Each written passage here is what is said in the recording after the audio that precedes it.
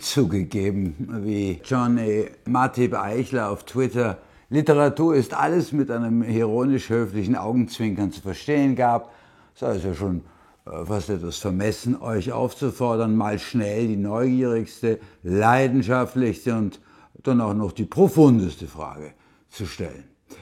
Dennoch hat es zum Gewinnspiel zu Hemingway Reloaded derart viele Kommentare auf YouTube, Twitter und Instagram gegeben, dass ich selber hin und weg war, viele Fragen schriftlich beantworten musste und mir oft dachte, schade, dass es nur 7 Bücher zum Verlosen sind. Das nächste Mal müssten es vielleicht 40 sein. Die Fragen sind tatsächlich alle neugierig, leidenschaftlich, profund und tragen auch oft den Sprengsatz in sich, mit dem man Hemingway endlich aus der Gruft seiner falschen Unsterblichkeit herausholen kann.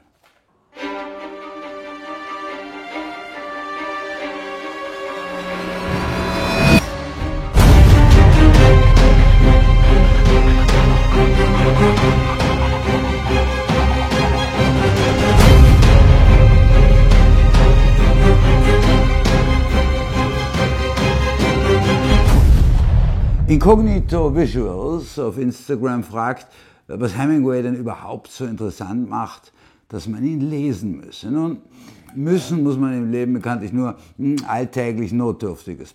Doch wenn man die Weltliteratur des vergangenen und dieses Jahrhunderts verstehen, schätzen, würdigen will, kommt man an Hemingway erstmal gar nicht vorbei. Sonst gerät man in das hinein, was man die Retro-Falle nennen könnte. Was gerade als neu, als nie dagewesen, als innovativ erscheint, ist eine, wenn auch oft begrüßenswerte, großartig komponierte Wiederauflage des bereits Vollbrachten. Um gleich auch eine Frage von, ich hoffe, ich spreche sie richtig aus, Clara Vieira auf Instagram zu berücksichtigen. Hemingway achtete mehr als seine Kollegen wie etwa Joyce oder Virginia Woolf auf sein Publikum, war also innovativ und zugleich leserbewusst und fand dann auch auf Anhieb Anklang sowohl beim breiteren Publikum als auch bei seinen elitären Kollegen. Das hatte es bis dahin in der Weltliteratur nur selten gegeben, etwa bei Tolstoi. So wären spätere Weltautoren wie Mario Vargas Llosa, Juan Carlos Onetti, Gabriel García Márquez ohne seinen Einfluss einfach nicht denkbar. Der Einfall des sogenannten New Journalism, also des erzählenden Sachbuchs, stammt mit Tod am Nachmittag und den grünen Hügeln Afrikas von Hemingway. Wieder aufgenommen von Joan Didion, Truman Capote in Kaltblütig, also in Cold Blood, Tom Wolfe oder Hunter S. Thompson, Autor von Fear and Loathing in Las Vegas. Ausdrücklich zu ihrem vielleicht unerreichbaren Vorbild erklärten ihn etwa Roald Dahl, Chuck, Fight Club, Palahniuk, Bret Easton Ellis und die Autoren der Beat Generation wie William S. Burroughs und Jack on the Road Kerouac. Die gesamte Tradition der sogenannten Hard-Boiled Fiction, Dashiell Hammett, seinem Detektiv Sam Spade, Raymond Chandler mit Philip Marlowe, James M. Cain mit The Postman Always Rings Twice, wenn der Postmann zweimal klingelt, hätte es nie gegeben und damit auch niemals den Nordic Noir. Auf sie alle wirkte er durch Stil und Thematik. So machte er gerade in Zeiten des Alkoholverbots, der Prohibition in den USA, die, freundlich ausgedrückt, lebensbewältigende Selbstmedikation kraft Whisky und anderer flüssiger Narkotika in seinen Werken salonfähig und problematisierte sie zugleich. Sein zu jener Zeit völlig neuer Stil entwickelte er nach dem von ihm sogenannten Eisbergprinzip. Man sieht von einem Eisberg nur ein Achtel über der Meeresoberfläche, die restlichen 7 liegen unsichtbar darunter. Ebenso können bei einer Geschichte die restlichen 7 unter der Oberfläche des Textes liegen, aber man liest sie unweigerlich mit, ohne es gleich zu merken. Das heißt für Hemingway in der Praxis, wenn du zu schreiben anfängst, schreib alles auf, was dir einfällt. Dann schreib es neu und schreib es um. Und noch einmal. Und noch einmal. Setze ein anderes, besseres Wort für 3 Worte ein. Was einmal 30 Seiten hatte, hat am Ende vielleicht 10, vielleicht nur 5 Seiten. Die Wirkung, die die Erzählung, die Short Story entfalten kann, da nicht alles direkt und ausführlich ausgesprochen, aber von der Leserschaft gefühlt, empfunden wird, mächtiger, ja dermaßen überwältigend sein, dass sie einem lange nachgeht. So fragte Leon Music auf YouTube, was es für Hemingway bedeutet hat, einen wahren Satz zu schreiben. Eben indem man darstellt, was wirklich in und zwischen Menschen geschieht, was Sache ist, schnörkellos und klar, wie etwa in der Kurzgeschichte Hügel wie weiße Elefanten, einer Geschichte, die fast nur aus einem Dialog zwischen einem Mann und einer Frau besteht, die ein Thema umkreisen, das zu jener Zeit ein Tabu war. Der Dialog ist ein Machtspiel, bei der Mann die Frau namens Jig zu etwas überreden, zu etwas zwingen will. So konnte Hemingway zugleich aus einer Not eine Tugend machen, da das Thema, das der Dialog umkreist, auch in einer Publikation nicht gedruckt werden durfte. Worauf auch auf Instagram La Buchinista hinweist, wenn sie fragt, weshalb denn Hemingway immer noch als Autor für Männer gelte, da Frauen in seinen Werken doch eine so große Rolle spielen, wie etwa eben in der Kurzgeschichte Hügel wie weiße Elefanten. Also Jig wartet mit einem älteren Amerikaner auf den Zug nach Madrid, wo sie sich offenbar einer Operation unterziehen soll. Und es entspinnt sich ein quälend drängender, später oft kopierter Dialog zwischen den beiden, bei dem nie ausgesprochen wird, um welche Art von operativem Eingriff es sich genau handelt. Das Sichtbare, die Eisbergspitze, ist der Dialog zwischen den beiden. Darunter liegt das Unausgesprochene, das sie umkreisen, Thema und Begriff und Problematik der Abtreibung. Hinzu kommt der in der Geschichte selber nicht erklärte Titel. Warum lautet er Hügel wie weiße Elefanten? Für den Mann ist die Schwangerschaft Jigs nichts als eine Bedrohung, eine Belastung von elefantenhafter Größe. Liest man jedoch Jigs letzte Äußerung, lautet: Mir fehlt gar nichts, ich fühle mich glänzend, fühlt sie sich am Schluss gerade durch das vergebliche, hilflose Drängen des Mannes so mächtig, so stark wie die elefantenweißen Hügel um sie her und hat sich innerlich gegen die Abtreibung und gegen den Mann entschieden. Und von hier noch einmal auf Hemingways revolutionäre literarische Bedeutung und auf die prinzipielle Frage von Incognito Visuals und anderer zurückzukommen. Eben daraus haben Heinrich Böll oder Siegfried Lenz in ihren Kurzgeschichten der 1950er, 60er Jahre nach der Vergiftung der deutschen Sprache und Literatur durch die Nationalsozialisten neue Wege des Ausdrucks gefunden.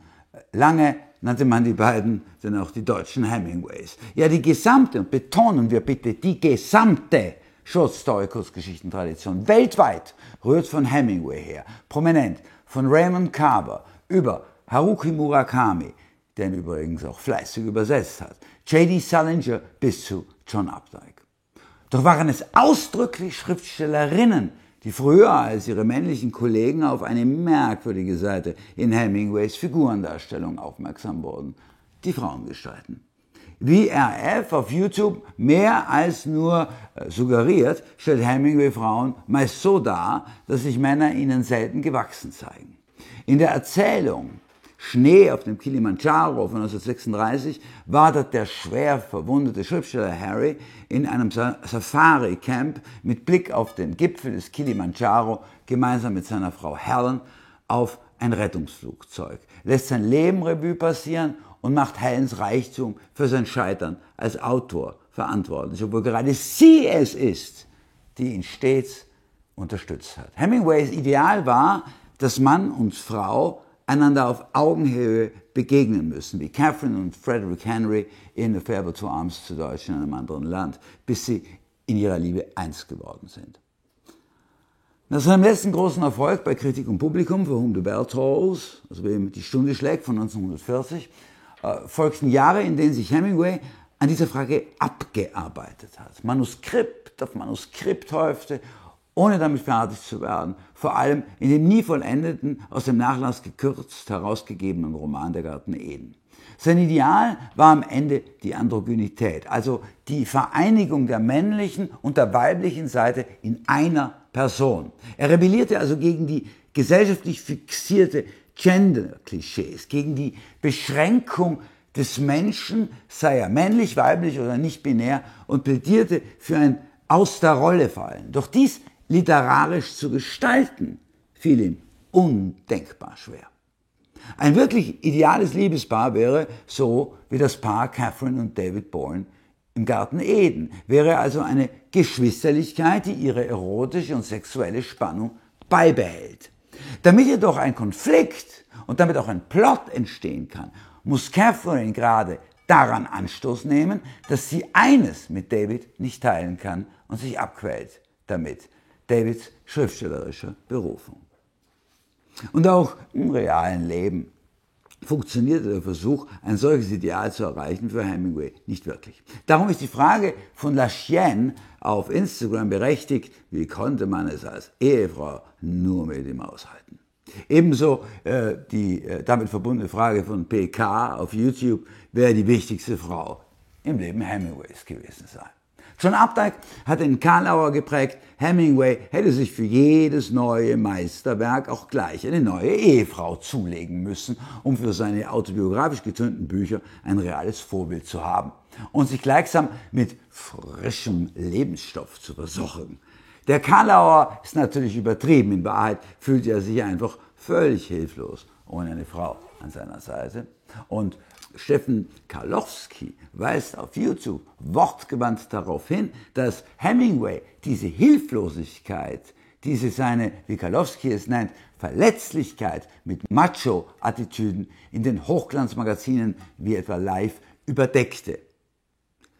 Aber bitte auch nicht viel anders als andere Männer jener Jahre im Alltag wie in der Öffentlichkeit. Denken wir an die durchaus realistisch gezeichneten Ich trinke schon am Vormittag um 10 meinen ersten Whisky-Männerfiguren wie Don Draper in Mad Men, an John Steinbeck, Norman Mailer oder John Cheever. Während Frauen zu jener Zeit, in den 50er und 60ern, die ihre Rolle erst definieren, ihre Position gegen patriarchalische Vorurteile erst mühevoll behaupten mussten. So kam auch Hemingway jenseits seines Schreibtischs, präfeministisch, aus diesem patriarchalischen Rollenbild nie wirklich heraus. Was ihm auf dem Papier halb und halb gelang, ging im Leben schief. Nach seiner ersten Frau, Hadley Richardson, und der zweiten, Pauline Pfeiffer, fand Hemingway in der dritten, Martha Gellhorn, zumindest theoretisch, doch tatsächlich seine zweite, ersehnte Hälfte, seine Ergänzung und seinen Widerpart. Eine berühmte Journalistin und Schriftstellerin, die ihr eigenes unabhängiges Leben allerdings auch ohne ihn führen konnte und wollte. Ganz anders als Martha Gellhorn war darum Mrs. Hemingway Nummer 4, Mary Welsh, die ihre Aufgabe darin sah, ganz für ihn da zu sein und dafür zu sorgen, dass seine Lebensaufgabe nicht mehr nur allein darin bestand, seine Leber zu ruinieren. Allerdings blieb Hadley Richardson, seine erste Frau, die wichtigste in seinem Leben. In seinem letzten Manuskript vor seinem Suizid, Paris, ein Fest fürs Leben, trauert er ihr noch nach. Er rätselt im Grunde sein Leben lang dran herum, wie er Hadley nur betrügen und verlassen konnte, da sie, so stellte er sich im Rückblick für ihn dar, in allem alles gewesen war. Patrick Baumann und Bücherliebe erkundigen sich auf YouTube, ob Hemingway als Mensch nicht einen uns allen geläufigen Grundgesetz verkörperte. Einerseits das Leben im Rausch, verstanden als Genuss, ohne Wenn und Aber und Maßlosigkeit, Selbstverschwendung und, wie Anna Heuerk schreibt, Exzessivität. Andererseits die Selbstdisziplinierung, die sich auch stilistisch äußernde Nüchternheit. Tatsächlich lieferten sich, in den Begriffen Friedrich Nietzsches gesprochen, das Dionysische, das Apollinische unentwegt einen Wettstreit. Vor allem in Zeiten, wenn die Selbstdisziplin, wie in späteren Jahren am Schreibtisch, über Monate nicht das erwünschte Ergebnis erbrachte und er seinen Lebenssinn, das Schreiben, also das Erschaffen von Sinn und Bedeutung für sich und andere, verfehlte. Patrick Baumann zitiert in diesem Zusammenhang die Gestalt des Malers Thomas Hudson in Hemingways Roman Inseln im Strom, der auch auf eine andere, die schwarze Seite der Exzessivität verweist. Hudson hat seine 3 Söhne durch einen Autounfall bei Biarritz und im Zweiten Weltkrieg verloren. Tümpel schon zuvor am Rand des Alkoholismus dahin und verwahrlost nun ganz. SF, David Chavik, Leon Music und John E. Matip Eichler gehen jeweils in ihren Kommentaren noch einen Schritt weiter. Vom Ersten Weltkrieg traumatisiert, zugleich selbstbezogen, wie es jeder Schriftsteller sein muss, um sich in andere so hineinfühlen zu können, dass er sie wiederum in sich selber wiederfindet, hätte Hemingway durch die Sinnsuche im Schreiben seinen Suizid lediglich hinausgezögert. Als das Schreiben missglückte, als auch, so vermutet Eichler, mit Blick auf Klaus Manns Schicksal ganz richtig, ihm der autobiografische Stoff ausging und Hemingway Depressionen verfiel, war der Suizid laut SF und Leon Music eine logische Konsequenz. Eine starke These, die an Überzeugungskraft dadurch gewinnt, dass Hemingways gesamtes Schreiben existenziell grundiert war. Aber mit einem solchen Downer können wir nicht schließen. Free Media erkundigte sich auf Instagram lebensfroh nach Hemingways Lieblingsalkoholiker und recht hat sie. Zumal darüber die größten Irrtümer verbreitet sind und man vielleicht, bedenkt man die Folgen, wie Graham Greene einmal sagte, bei der Wahl des richtigen Drinks, was ebenso wählerisch sein sollte, wie bei der Wahl des richtigen Lebenspartners. Also, Hemingway trank gern Weiß wie Rotweine. Meist je nach Jahreszeit, also eher schwere im Winter und leichte im Sommer. Im Winter nach dem Skifahren aber auch einen leichten roten. Rioja trank er immer gern, auch Chianti. Martini, aber nur extra dry. Wermut wie Nuipra. Absinth, aber bitte immer ohne Zucker. Doch nie Mojito. Den vertrug er einfach nicht. Und Champagner, natürlich Champagner. Und zwar in den späten Jahren, wenn er in Hotels Hof hielt und Journalisten Interviews gab, auch gerne schon mal vormittags auf leeren Magen. Da er, wie er sagte, der Gaumen dann am aufnahmebereitesten sei. Womit wir zuletzt doch noch bei der Lebensfreude angelangt wären. Fire90 will auf Instagram noch ganz schnell wissen, was es für Hemingway bedeutet hat, Glück zu haben und glücklich zu sein. Wie Moonshine Girls, ebenso auf Instagram bemerkt, war er fast ständig auf Reisen, teils aus Weltneugierde, teils auch, um der drohenden inneren Leere, der Depressionsgefahr zu entrinnen. Glück zu haben bedeutete einfach, bei diesem Unterwegssein nicht zu Schaden zu kommen.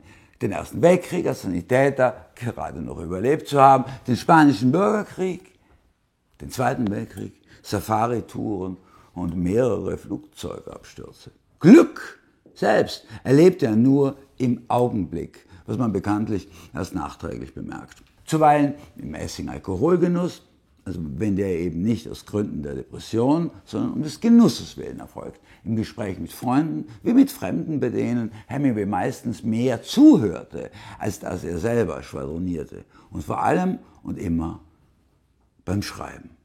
Die Niederschrift vieler seiner Werke in seinen besten Zeiten empfand er, was leider nicht alle von uns über unsere alltägliche Arbeit behaupten können, als Levitation.